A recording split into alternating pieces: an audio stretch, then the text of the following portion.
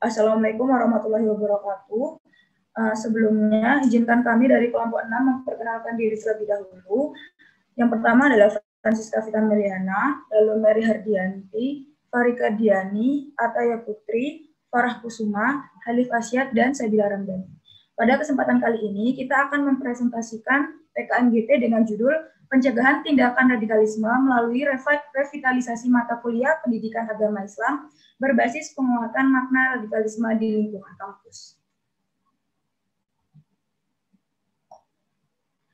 Nah, berikut adalah latar belakang yang akan kita bahas. Apa itu radikalisme? Secara etimologi, kata radikalisme berasal dari bahasa Latin radix yang mempunyai nama akar. Kata radikal itu sendiri bermakna fanatik, revolusioner, ultra, dan fundamental dalam bahasa Inggris. Sedangkan menurut Kamus Besar Bahasa Indonesia atau KBBI, mengartikan radikalisme sebagai paham atau aliran yang menginginkan perubahan dengan cara keras atau drastis. Sedangkan macam dari radikalisme itu sendiri terbagi menjadi radikalisme positif atau radikalisme negatif. Radikalisme positif adalah radikalisme yang menyebabkan terjadinya perubahan mendasar yang tepat dengan memperhatikan situasi dan kondisinya. Contoh dari radikalisme positif adalah Sumpah Pemuda. Peristiwa Sumpah Pemuda merupakan radikalisme positif karena sebelum terjadinya peristiwa ini, belum ada wadah yang menyatukan para pemuda atas nama bangsa Indonesia. Jadi sebelum Sumpah Pemuda, mereka masih bergerak berdasarkan nama daerah masing-masing. Sehingga dengan adanya Sumpah Pemuda, terjadi perubahan secara masif yang berdampak baik dengan menyatunya seluruh pemuda di Indonesia. Yang kedua adalah radikalisme negatif, di mana radikalisme ini berangkat dari nafsu angkara dan tidak memperhatikan situasi dan kondisi. Contohnya adalah terorisme. Terorisme merupakan salah satu contoh radikalisme negatif karena sesungguhnya tidak ada perubahan mendasar yang diperlukan untuk mengubah suatu peristiwa. Bahkan dalam berbagai kejadian tindak terorisme malah memakan korban dan hanya menyebarkan ketakutan pada khalayak ramai. Next.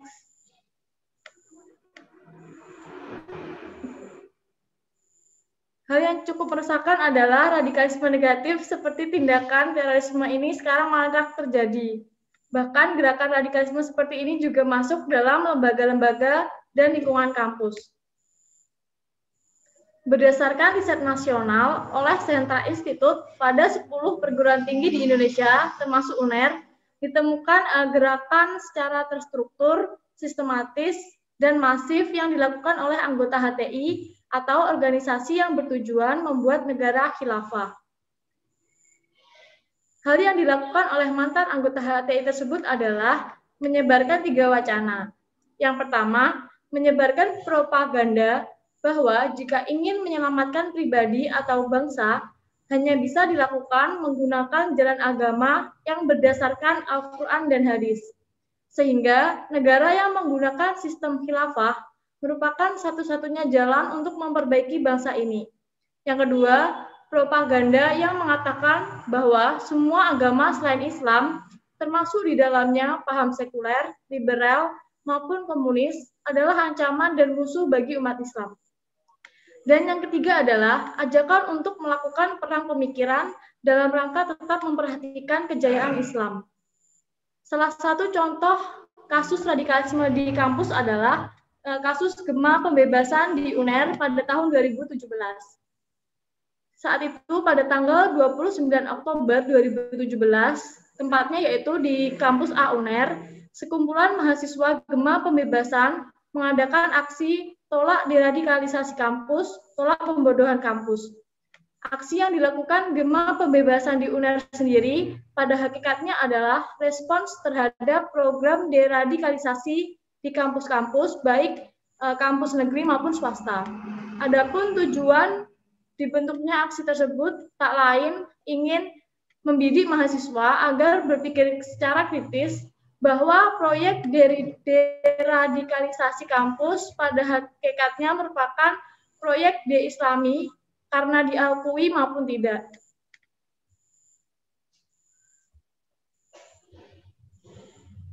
Selanjutnya, hal yang menyebabkan radikalisme di lingkungan kampus. Yang pertama yaitu keingintahuan mahasiswa untuk mempelajari agama secara mendalam, tapi tidak memiliki dasar pemahaman yang kuat. Kedua, ketidakterbukaan universitas akan adanya perbedaan pemahaman beragama. Ketiga, tidak ada pengarahan dari pihak universitas mengenai gerakan deradikalisasi. Berikut apa yang bisa dilakukan untuk menanggulangi radikalisme di kampus.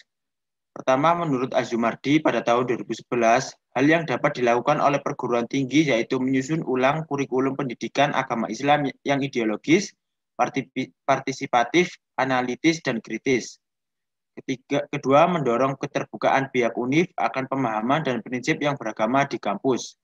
Ketiga, menyarankan agar universitas mau mewadahi mahasiswa untuk berdiskusi bagaimana dan apa itu radikalisme.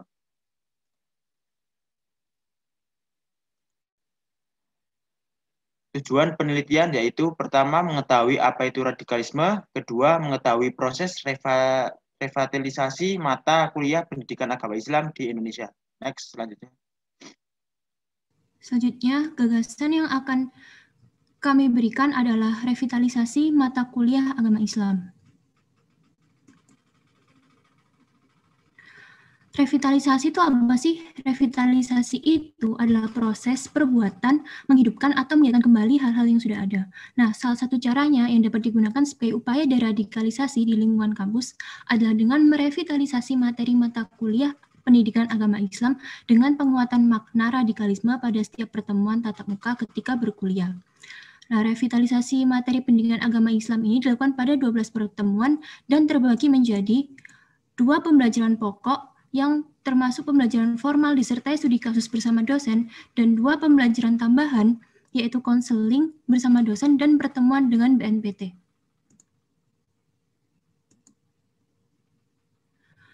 Untuk pembelajaran pokok, ini dilakukan dengan cara dosen mata kuliah agama Islam menjelaskan materi sesuai kurikulum dalam universitas ditambah dengan penguatan makna radikalisme dan studi kasus yang terkait.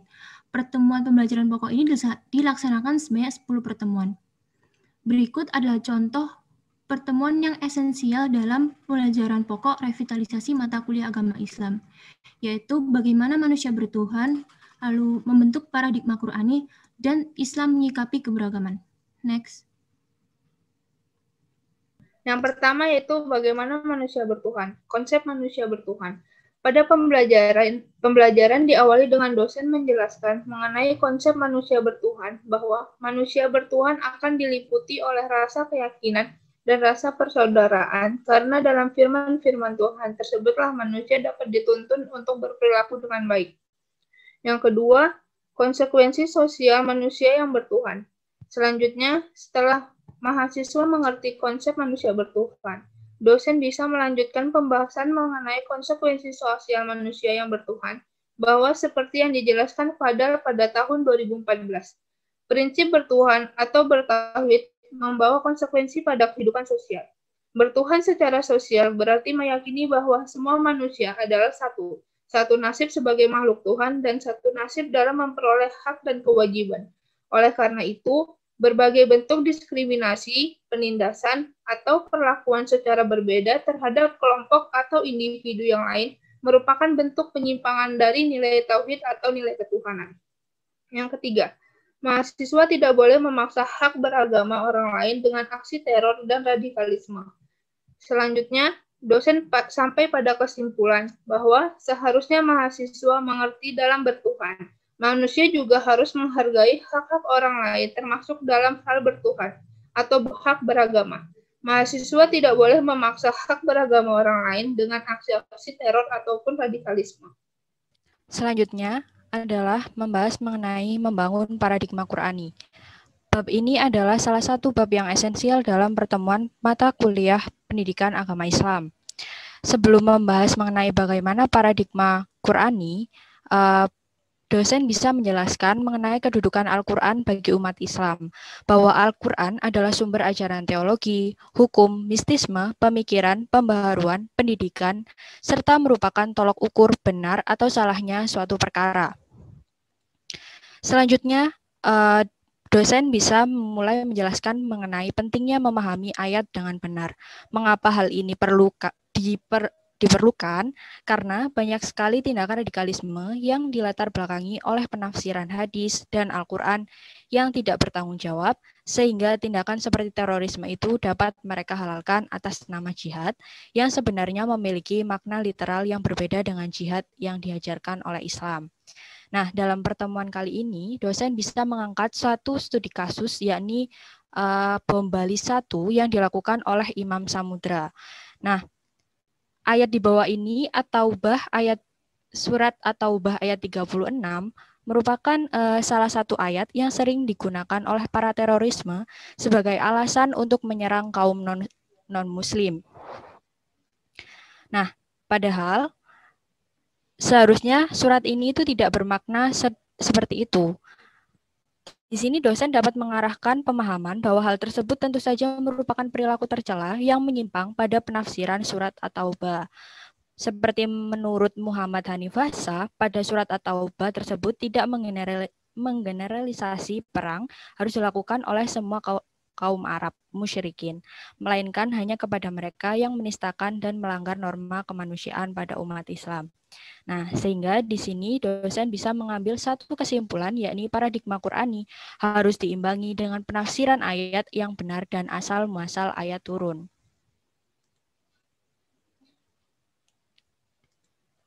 Pembahasan yang ketiga yang menurut kami esensial adalah bab Islam menyikapi keberagaman. Ini diawali dengan penjelasan bahwa keberagaman itu merupakan suatu hal yang wajar. Dosen dapat mengarahkan bahwa keberagaman itu merupakan suatu hal yang wajar dan memang Tuhan menciptakan manusia itu bermacam-macam, seperti yang telah disebutkan dalam Al-Hujurat ayat 10. Sehingga para ahli tafsir menyatakan bahwa sesungguhnya Allah melarang kita untuk bersombong atau merasa lebih baik daripada suku yang lain. Nah, di sini dosen bisa melanjutkan dengan pembahasan Islam mengajarkan bahwa menyikapi keberagaman itu harus dengan toleransi atau tidak boleh dengan kekerasan. Sehingga kesimpulan yang dapat diambil dalam bab ini, mahasiswa dalam menyikapi keberagaman tidak boleh dengan kekerasan. Kemudian selanjutnya yaitu pembelajaran tambahan. Di sini saya akan menjelaskan tentang pembelajaran tambahan yang akan kami terapkan di samping pembelajaran pokok atau pembelajaran utama tadi. Di pembelajaran tambahan ini akan kita adakan 2 pertemuan. Dosen mata kuliah agama Islam menambahkan 2 pertemuan tambahan sebagai upaya deradikalisasi mahasiswa. Pertemuan tambahan dilaksanakan di tengah dan di akhir urutan pertemuan pembelajaran pendidikan agama Islam. Berikut ini pembelajaran tambahan yang akan kami terapkan. Yang pertama yaitu konseling, dan yang kedua ada pertemuan dengan BNPT. Konseling. Konseling berfungsi untuk mewadai mahasiswa untuk berdiskusi dan semakin mengenal apa itu radikalisme dan bahayanya. Konseling dikenalkan pada pertemuan kelima pembelajaran mata kuliah pendidikan agama Islam. Pada pertemuan ini, mahasiswa dijelaskan bagaimana sih bentuk dari konseling itu. Kemudian, pertemuan konseling selanjutnya dilaksanakan di luar jam kuliah sesuai dengan kesepakatan mahasiswa dan dosen. Pada konseling ini, kami menerapkan beberapa teknik, yaitu ada diskusi 2 arah, kemudian ada mahasiswa harus mengisi worksheet, kemudian yang terakhir yaitu evaluasi hasil worksheet untuk topik diskusi selanjutnya. Selain melalui pembelajaran formal agama Islam dalam proses deradikalisasi, mahasiswa dapat menggunakan metode konseling berkelompok. Konseling dapat berlangsung secara online ataupun tatap muka secara langsung. Seorang mahasiswa diwajibkan mengikuti bimbingan konseling selama beberapa periode tertentu. Dari proses konseling dengan dosen mata kuliah agama, mahasiswa tidak hanya diberi kebebasan dalam mengungkapkan pemikirannya, tetapi juga mahasiswa dapat diberikan worksheet untuk mengevaluasi pemikiran-pemikirannya. Dengan metode konseling, artinya pembelajaran berlangsung secara dua arah. Mahasiswa mampu mengemukakan pemikirannya, sedangkan dosen dapat berperan untuk meluruskan pemikiran-pemikiran menjadi lebih rasional dan anti-radikalisme. Worksheet yang diberikan bisa menjadi sarana ketika mahasiswa mengalami kesusahan dalam mengungkapkan pendapatnya secara langsung ataupun untuk mengenali pemikiran mahasiswa yang sekiranya melenceng. Konseling berlangsung sesuai hasil dari pengisian worksheet mahasiswa, sehingga memungkinkan tiap kelompok konseling memiliki topik yang berbeda-beda. Tetapi, walaupun topik dari konseling ini beda-beda, tujuan dari konseling ini tentunya sama, yakni dalam upaya deradikalisasi mahasiswa di lingkungan kampus. Kemudian, untuk yang kedua, yaitu ada pertemuan dengan BNPT. Sosialisasi terorisme oleh BNPT diselenggarakan guna memberikan informasi mengenai kebijakan-kebijakan yang telah dibuat, yaitu meniadakan potensi ancaman dan segala bentuk terorisme di Indonesia. Kemudian memperkenalkan strategi baru BNPT, yaitu pendekatan kultur dan kebudayaan di masyarakat dengan melibatkan para budayawan dan seniman berpendidikan. Pada pertemuan terakhir, sebelum ujian akhir semester, pihak universitas dapat bekerjasama dengan BNPT atau Badan Nasional Penanggulangan Terorisme. Kegiatan sosialisasi terorisme oleh BNPT ini diselenggarakan guna memberikan informasi mengenai kebijakan-kebijakan yang dibuatnya, yaitu meniadakan potensi ancaman dan segala bentuk terorisme di Indonesia. Kebijakan tersebut terus diupayakan pencapaiannya. Berbagai macam cara telah dilaksanakan. Salah satunya menyusun berbagai strategi. Strategi pertama yang dilaksanakan yaitu mendirikan pencegahan dan daya tangkal kepada masyarakat atau mahasiswa serta menumbuhkan interest yang mempersempit pelaku terorisme dan oknum menyebar paham radikalisme di Indonesia. Selain itu, BNPT dapat menjelaskan program lainnya, yaitu pendidikan yang diberikan kepada para pelaku radikalisme untuk mengubah pola pikir mereka. Pola pikir radikalisme tersebut diharapkan bisa berubah menjadi sikap toleransi, terutama dengan adanya keberagaman agama di Indonesia. Selain strategi-strategi tersebut, BNPT juga akan mengenalkan strategi barunya, yaitu pendekatan kultur dan kebudayaan di masyarakat. Pendekatan ini dimaksudkan supaya BNPT bisa merangkul masyarakat dengan media kebudayaan yang ada. Strategi baru ini tidak seorang diri diwujudkan oleh BNPT, tetapi juga melibatkan pihak lain yang bersangkutan, yaitu para budayawan dan seniman berpendidikan. Mereka akan berkolaborasi dan berupaya merombak paham-paham radikalisme di masyarakat menjadi sikap toleransi, sehingga menumbuhkan kehidupan yang damai dan sejahtera. Sosialisasi yang diselenggarakan juga melibatkan dosen mata kuliah pendidikan agama Islam, di mana beliau memberikan edukasi lebih mengenai pentingnya kesadaran beragama dan menjelaskan dan menjalankan syariat-syariat agama Islam yang sesuai dengan Al-Quran.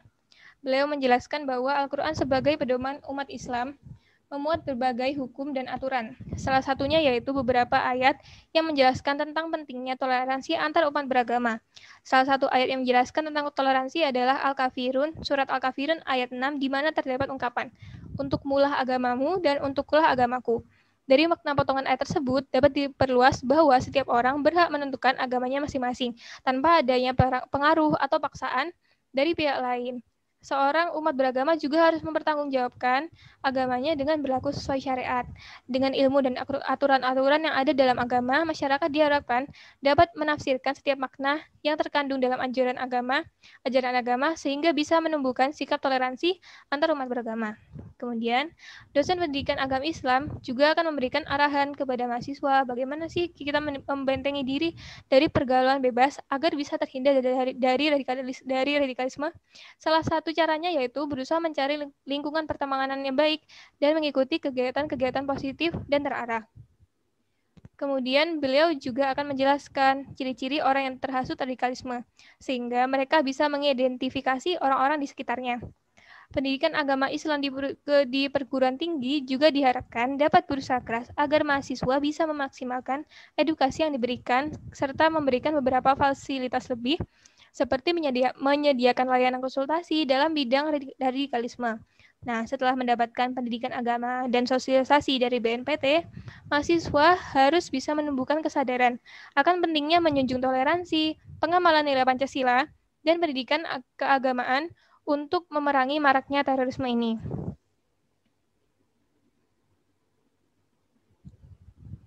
Kemudian, kesimpulan yang akan dilanjutkan oleh teman saya.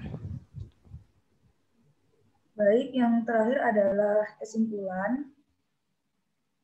dari PKMGT kali ini.